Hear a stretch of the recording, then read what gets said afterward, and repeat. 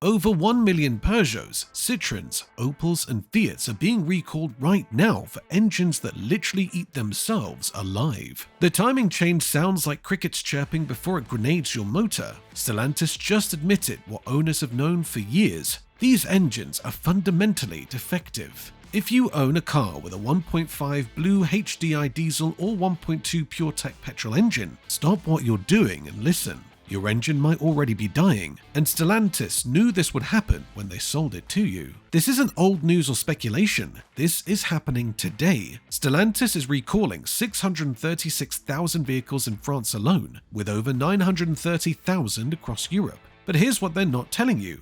This is just the beginning. The 1.5 BlueHDi diesel engine destroying itself affects models from 2017 to 2023. That's 6 years of defective engines they kept selling. The affected models read like Stellantis' entire catalogue: Peugeot 208, 308, 2008, 3008, 5008, Citroën C3, C4, C5 Aircross, Opel Corsa, Mokka, Crossland, DS3, DS4, DS7. If it's a small to medium Stellantis car with a diesel, it's probably affected. The common denominator? They all use the same fundamentally flawed engine Stellantis knew was defective. Owners describe the death rattle as sounding like crickets. That's your timing chain crying for help before it snaps and destroys everything. The chain stretches, jumps teeth, then catastrophic failure. Valves hit pistons, metal shards everywhere. Your €25,000 car becomes scrap metal because Stellantis saved €40 on a proper chain. But wait, it gets worse. The 1.2 PureTech petrol engine, different problem, same disaster. 68,000 more cars recalled in February 2025 for oil cooling nozzles that fail and spray oil onto hot exhausts. That's not just engine failure, that's your car catching fire. Stellantis blames suppliers, but they also chose those suppliers. They signed off on the parts. They knew. Here's what makes this criminal. Stellantis has known about these failures since at least 2016. French consumer protection agencies have documented complaints going back 9 years. The cricket noise has been reported thousands of times. Engines failing at 40,000 kilometers. Families stranded. €4,000 repair bills on cars worth $6,000.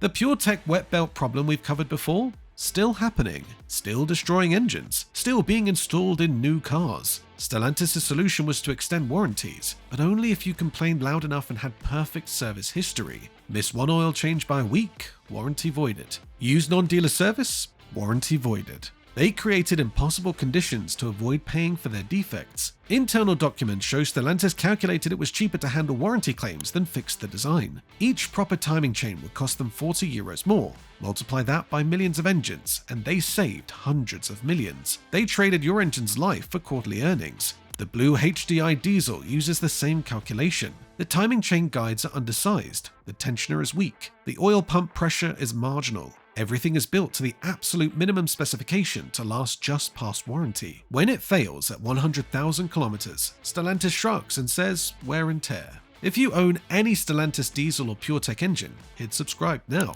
because what I'm about to reveal could save your engine before it's too late. The February 2025 recall for PureTech engines isn't just about noise, it's about your car becoming a flamethrower. The oil cooling nozzles fail and spray oil directly onto the exhaust manifold. That's 200 degrees Celsius metal meeting flammable oil. Stellantis says it can cause fires. Owners say it has. French authorities documented multiple cases of engine bay fires in Peugeot 208s and Citroën C3s. Smoke pouring from the bonnet. Families evacuating on motorways. Yet Stellantis calls this a precautionary recall. They're downplaying active fire risk to avoid panic and lawsuits. Here's what they're not telling you. The replacement nozzles are the same design.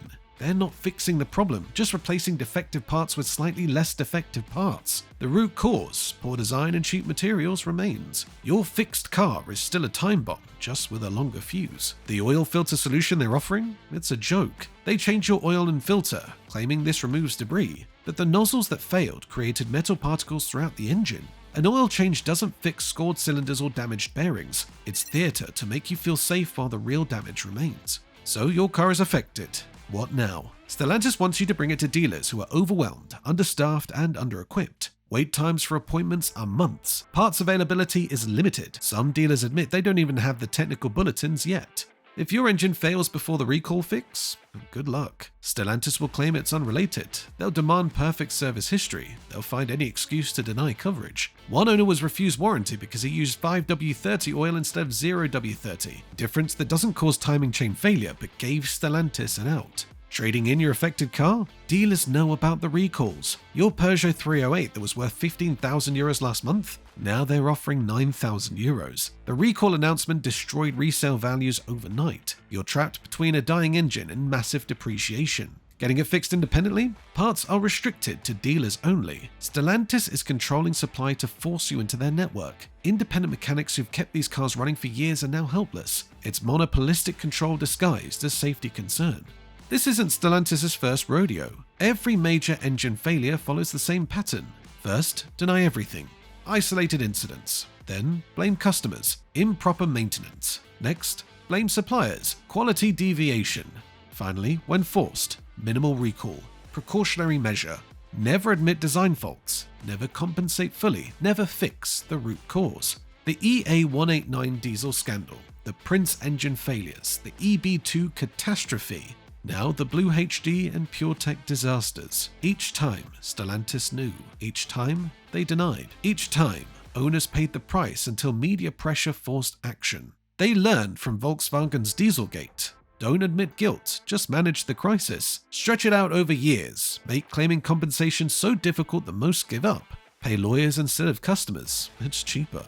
1 million recalled vehicles isn't just a problem, it's an existential crisis. Each recall costs approximately 300 to 500 euros per vehicle in parts and labor. That's 500 million euros minimum, not counting lawsuits, lost sales, and destroyed reputation. But the real cost is trust. French buyers, Stellantis' core markets, are furious. Italian owners feel betrayed by Fiat. German Opel customers discovered they bought French engineering with German badges. The company that formed to create synergies created synchronized failure across 14 brands. The timing couldn't be worse. Chinese manufacturers are entering Europe with reliable, affordable cars. While Stellantis recalls 1 million defective engines, BYD and MG are stealing customers with cars that actually work. Every recalled Stellantis car is a future customer lost to Asian brands. Carlos Tavares, the CEO who orchestrated this disaster, is leaving in 2026. He'll exit with hundreds of millions while owners deal with dead engines. His legacy?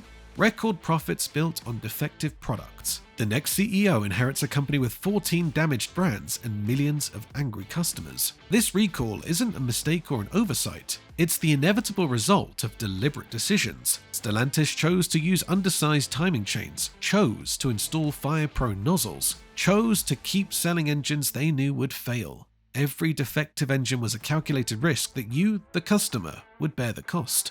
The million-car recall isn't comprehensive. It's the minimum they could get away with. Millions more vehicles have the same engines but fall outside the recall parameters. Your 2024 car with the same engine? Not covered. Your 2016 model? Too old. They're admitting the problem exists while limiting their liability. If you own a Stellantis vehicle, you're not a customer. You're a revenue stream. First, they profit from selling you a defective car. Then, they profit from warranty-denied repairs. Finally, they profit when you trade in your worthless car for another defective Stellantis product. The solution is simple but painful. Stop buying Stellantis products. Every purchase validates their strategy. Every sale encourages more cost-cutting.